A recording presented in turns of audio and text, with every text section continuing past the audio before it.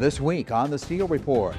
So right now, $35 million flows directly to the AAs. There's no stop at the school district. It flows directly to the A's for delivery of media services. Speaker of the House Pat Grassley answers Iowans' concerns at a town hall meeting. Plus, we also do something called KidSight, where we are checking children's eyesight across the Cedar Valley. The Cedar Falls Lions Club celebrating 100 years of service. And our program begins right now. Now from KWWL, this is the Steel Report. And welcome to this week's edition of the Steel Report. In just a few minutes here on the program, I'll take you over to Allison and that town hall meeting conducted by Speaker of the House Pat Grassley. He gets some very interesting questions. He takes any and all questions, by the way, and we'll be talking about that. But right now, I have three members of the Cedar Falls Lions Club as my guests today because the Lions Club is the second largest in the state of Iowa and has a huge anniversary, 100 years for this year. Let's meet our guests right now. First of all, here's the Lions Club president. That's Blake Bishop. Blake has been a member of the Lions Club for about 8 years now. He's a manager with the well-known Principal Financial Group, so welcome there. Cindy Wiles has been a club member almost 12 years, and by the way, she's a former Lions Club president, one of the first ever female club presidents here locally. Cindy is the senior director of independent living for the well-known Western Home Communities here in the Cedar Valley. And Rich Congdon has been a club member 57 of his 81 years, serving in every club position in some of the district and national levels as well. Rich is currently the longest active club member for the Lions Club at 57 years. So let's begin here. Blake, why don't you just talk a little bit about this club? You've been involved about 8 years now, and you're the club president. Just tell us briefly, what do you do? Yeah, so this year I'm the club president, so handle a lot of member questions and help set up different service projects. I think we have over 66 different service projects that we take care of and kind of help facilitate the club. Well, that's great because I've already featured the Cedar Falls Rotary Club and the Waterloo Exchange Club because they had big anniversaries, and now you have 100-year anniversary coming up because I want to mention real quickly, your son here, Rich, Chris Congdon, made a tremendous video. I really love this video that he made about 5 years ago when the club celebrated 95 years. So you're looking at some of the video right now and throughout this interview today. So I want to thank Chris in advance for the great work that he did because the Cedar Falls Lions Club started on January 15th, 1925 with 22 charter members. So you have a 100-year anniversary coming up with, I think it's a big event, Cindy, in November. It's going to be actually out at Western Homes, right? The Diamond Event Center, yeah. Yes, we're really looking forward to that. We'll have a great audience of folks that will be coming out and looking forward to celebrating those 100 years. Rich, why a member so long? You must have a real passion for what this club does and the other service organizations as well. Yeah. Well, I grew up in a household that was Lions. My father was a Lion, and so it was. It was ingrained in me from the time I was a young kid that Lions Club was doing service to make the community a better place to live.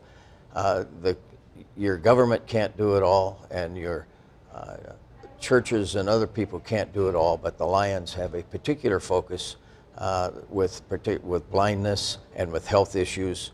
And so we had a lot of projects that involved that, and it was a natural thing to do. But as we did the projects, we also had a great deal of fun, a lot of laughter. We ate well, we laughed well, and we also did good work. And we've continued that throughout the year, throughout all of these years. My dad was a member from 1950 and 1964. He became the secretary. And in 1994, I followed him as secretary. So he and I have been the club secretary for 68 straight years. That's going to come to an end soon. Oh, that's fantastic. Blake, how many members do you have? And I happened to sit in just for a few minutes on one of your most recent meetings, and you have a nice meal. You meet, why don't you tell everybody where you meet, on what day, and who can come? Yeah, we meet every Monday at First United Methodist Church in Cedar Falls, 711 Clay Street, I think the address is. We meet from noon to 1. Typically, we'll eat for the first 15, 20 minutes, take care of a few club administrative items, And then from there, we normally have a great speaker. This week we had the Job Foundation. We've had Coach Ferentz, Coach Farley, Coach Jacobson. Those are annual guests for us. Well, that's fantastic, because I just had to be surprised when you said, in fact, Justin Tolan, who invited me to the meeting, said we're going to have the Job Foundation. I had just featured Linda Hudwalker-Bowman and Seth Stearns on the Steel Report just a couple of weeks ago about the fantastic financial literacy program that they have, which is, of course, right up your alley as a financial planner. Yep. Yes. Yeah. They actually reached out to us. We kind of met through a panel at UNI of different service organizations to try to retain some of the UNI students into different clubs. And I thought, yeah, the work they do is, I had no idea about them until that panel, and they do tremendous work. Yeah, it's a tremendous nonprofit organization, and some of the video you're looking at right now, I apologize for taking video of people eating lunch, but I just wanted to kind of give you an overview of how things go. You come in, you have the nice lunch, and then of course you have the speaker. And a number of your members I've known or recognized from my previous encounters in the Cedar Valley over the last 50 years. In fact, even my Hudson neighbor, Susan Ettringer, is a member of your club. Yep. And then I saw Tim Snyder, who is an old friend of mine from law enforcement, so I saw him there serving lunch for you today. So you have a wide variety, but you need younger members, don't you? Yes, we do, and we just recently accepted applications for 2 new ones, so we're very excited about that. But yeah, I would say, how I got involved in the club is actually through a previous employer, and one of the older employees was like, hey, do you want to come to lunch with me on Monday? I'm going to the Lions Club. And I'm like, sure, let's do it.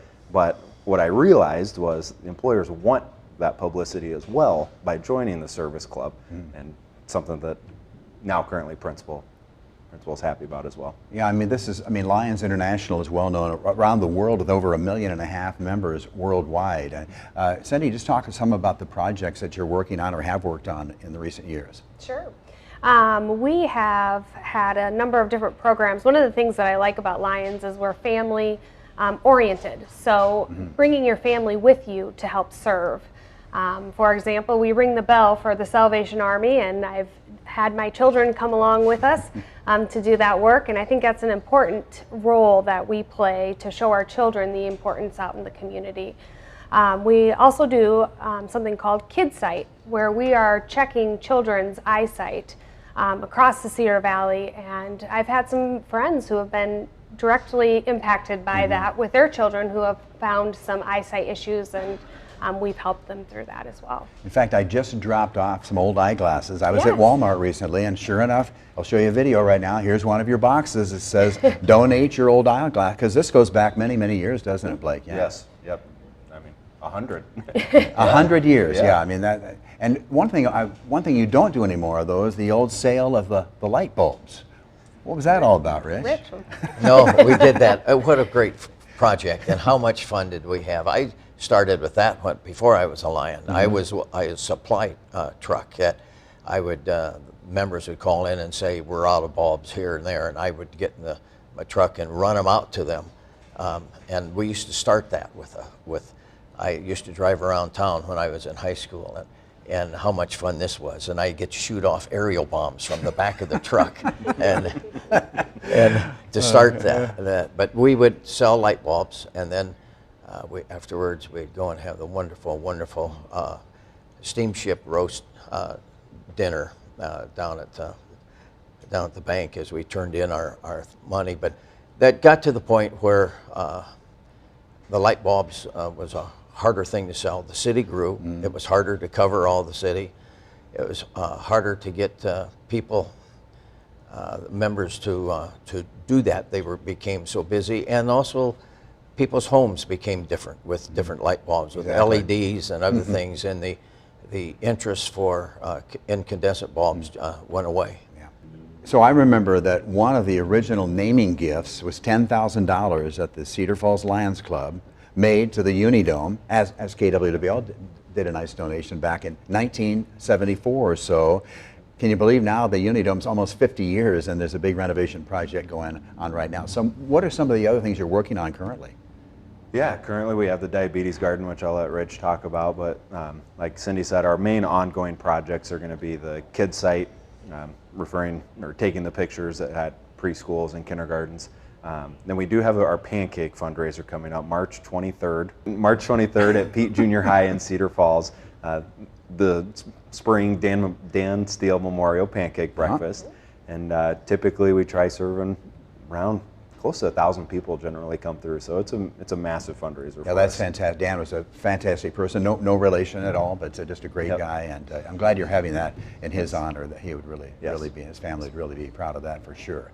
So when you look about what's going on with, I mean, look at all the things like this video that we've been watching here. Some of the things, there are just so many things locally that you're involved in. Like, of course, obviously the natural ones like the Ice House or the Victorian House and those types of things. What do you see as the future for a club like the Lions Club?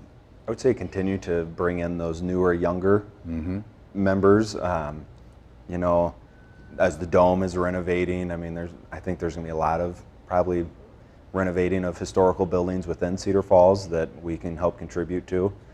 Yeah, that's fantastic. And then Cindy, another big project that will be opening here soon. You've been involved in that too, huh? Yes, we just donated some money towards a band room over at for the Cedar Falls High School, and the riverfront project that is taking off downtown. So I think one of the important things to know about the Lions Club is we don't always have to have our own project, but we can help support other projects within the Cedar Valley. Absolutely. You're always involved in fundraising and things along that nature, but it's all for the betterment of all of this is our community, the Cedar Valley community, so what you're doing is fantastic. Is there a particular number that people should call or a website that you want them to go for to check out additional information? Yeah, I'd go to the website, just cedarfallslionsclub.org. Gee, that's simple, isn't it? Yep. Rather than making a phone call. Rich, you're going to stay a member as long as you possibly can, aren't you? That's right, certainly. Why not? And there's always so much to do. And you talked about the Unidome, and I'd say that Stan Sheriff was a member of our club, and Lee Miller was a member of our club. And in 1974, they came to us with this crazy, crazy idea. I mean, who would have thought that Cedar Falls, Iowa would put a covered dome up? And so Stan asked us for some seed money, and so we gave him $10,000. Wow, that's amazing. And for us at that time, that was a lot of money. Yeah. But we did, and look what's happened now. You asked about the future of Lions, and one thing I would say is that in 1925, Helen Keller came to the Lions Club International, and she challenged us to be the Knights of the Blind. And ever since then, that has been Lions' #1 focus. It's blind in many, many ways, whether it's blindness around the world, whether it's blindness in our community, and the related issues that go with blindness. We raised, the Lions International raised $185 million a decade ago to stamp out river blindness around the world. We continue to have, we do Braille typewriters. We used to, not anymore. They don't use typewriters anymore. But we also put out a Braille newsletter internationally at one time. But now we go, as Blake said, and Cindy, about the KidSight program, which is to identify eye issues early. And some of the related diseases with that are diabetes, health disease, are all related to blindness and to diabetes. And so diabetes has now become a major focus of Lions as well. And 6 years ago, we started this garden to teach people to grow their own food, and in 20 minutes teach them how they can prepare that food and have a delicious meal on their table. And it's on the campus of Prairie Parkway Clinic, a Unity Point Clinic on Prairie Parkway. There's about 2 acres back there. And we are gradually converting that into a massive garden. We have a year-round greenhouse and fruit trees, and, where we teach people free of charge during the summer. And we have a dementia experience, and we have a KidSight camp the 4 Mondays in June We have a kids site camp where they come for 2 hours and we teach kids how to garden as well. And all of that is geared to teach people to live a healthier life. And that's where I think Lions is headed internationally. A lot of our projects is to embrace the current technology. There are clubs that are forming that never meet except through the internet or talk to one another, and then they get together for their service projects on a Saturday. As Cindy said, they bring their families and have service projects. So we're moving to embrace the current technology and the current world issues as in the health field. In my years, I've seen a lot of the service clubs come and go in the Cedar Valley, and we all do good work. But I just say that our club has the most fun and has the most diverse and has the most diverse number of projects that if you don't like what one project is, you've got another project. And our club is set up so that if you have an idea about a project, and you don't even have to be a member, you can come to us with an outline and a budget, and we'll consider it and talk about it. But eventually, you're going to be a member, though, if you do. I'll tell you that. All right, Rich, Cindy, Blake, thanks very much. Great work. 100-year anniversary of the Cedar Falls Lions Club. Keep up the great work, and we appreciate you taking the time in for the show. I really appreciate that. All right, coming up next on the Steel Report, we're going to go over to Allison Public Library as Iowa's Speaker of the House, Pat Grassley, takes some tough questions from some of his constituents. That's next.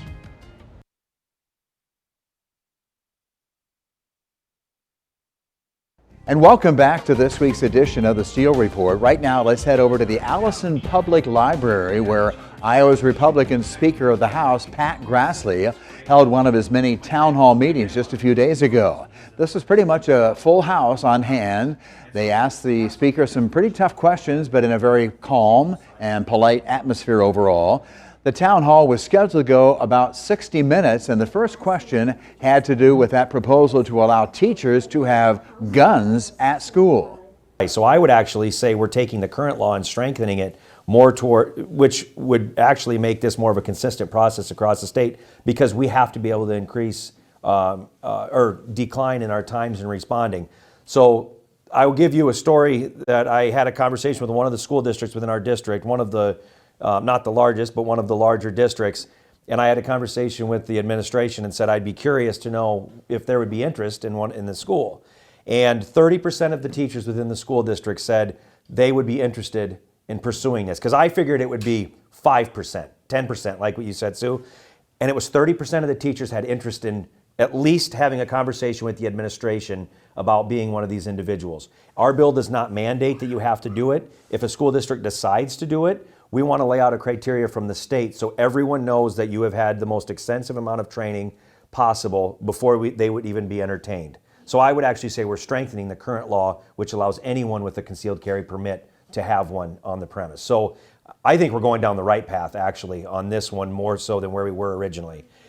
Next came the controversial plan to restructure Iowa's area education agencies. There really is still great confusion over what exactly might happen in that restructuring, and Speaker Grassley tried to calm all the fears. On the AAA topic, so this is what I'm going to say on AAAs. Everything that you know about the AAA bill from its original inception, what I'm going to talk about is a separate bill that in the House we created. And while it has a framework that's similar, it is a brand new bill that is not the same path. So what our bill does, and I break it down into 3-year categories, the 24-25 school district and what happens, and usually I don't make notes, but for myself this is going to be pretty heavy without the top of my head, so I'll do the best I can. But for the 24-25 school district, so this upcoming fall year, nothing is going to change on delivery of services within the school districts. This is in the House bill that we passed out of committee. So nothing changes from the delivery of services. What this will create is it will bring back, there used to be a division of special education within the Department of Education. During Governor Culver, when there wasn't the money, they eliminated that. This will bring back that division underneath the Department of Education. The original proposal was about 130 people, and it was never intended to be a bureaucracy, but the perception was 130 people in the bureaucracy. What our bill is going to do is it's going to take It's going to create this new division. It's only going to have 13 individuals in Des Moines, part of what I'm going to call the bureaucracy. I don't mean it as a dirty word, but it kind of has a dirty word in my mind. But part of the bureaucracy. What it's also going to do is basically take Department of Education employees that will be created and have them across the state. What the system has to do better at is a connectivity from the AAs to the schools to the state. All three of those things need to be doing a better job of collaborating with one another, not only just for delivery of services, but for accountability of the dollars. And so, because we put about $500 million a year into AAA services, so I feel that it's important for us to make sure that we know where the money's going, that we're being efficient use of our money, at the same time working towards continuing to improve outcomes. So for the 24-25 school district, nothing changes from the delivery of services within the school district other than creating this new division, and there will be some adjustments to the chief salaries. Right now, the AA chief salaries are over $300,000 a year. We're going to make it so it comes more in line with what the larger school district superintendents are making. I think that's something that we've looked at since my entire time in the legislature. So the first year, that's basically a basic of what's going to happen. Again, delivery of service, I don't think anything, quite frankly, no one's going to even see a big change. We're going to also in 24 create a task force that will look at all of the things that are being discussed with this, because I'm not sure that there's an answer for every question that's being given, but we're going to have a legislatively led task force. The original task force that was discussed was going to be led by the Department of Education. I don't think that's a fair and unbalanced person to be running it. I think the legislature doing it can force everyone to the table and make sure that this conversation continues. So in 24, again, fairly simple from the amount of changes. I don't think anyone's going to see a huge disruption of services. So jump forward into 25. And Sue said in her comments, I just want to make so everyone understands there's three pots of money that fund the AAs. There's the media service money, that's $35 million approximately of taxpayer property, that's property tax. So I think it's 35 to 38 million. Again, off the top of my head, it's right there. So right now, $35 million flows directly to the AAs. There's no stop at the school district. It flows directly to the AAs for delivery of media services.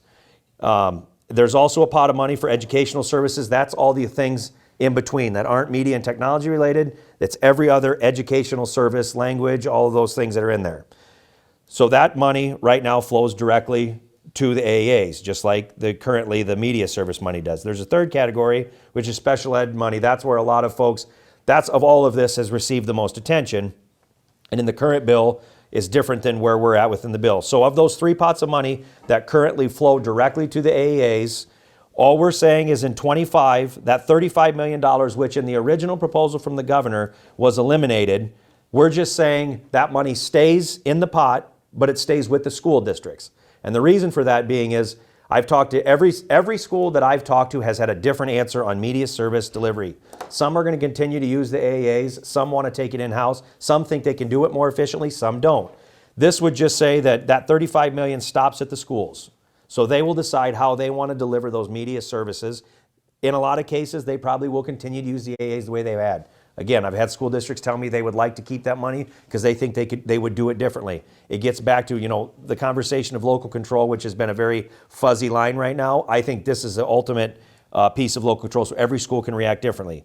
So for 25, nothing changes in the education services in our bill. They continue to flow directly to the AAs, and so does special education. Again, that money continues to flow.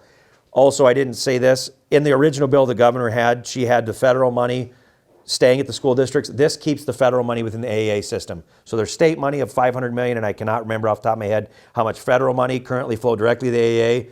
The federal money will continue. Nothing changes with that than the way it is today. Concerns also about the carbon capture pipeline proposals, concerns over the open border on the southern border of the United States. Some really good questions from this calm and polite crowd. And I would call this group in Butler County a pretty legislatively educated crowd on hand for the Pat Grassley Town Hall meeting. We'll wrap up the show in just a moment.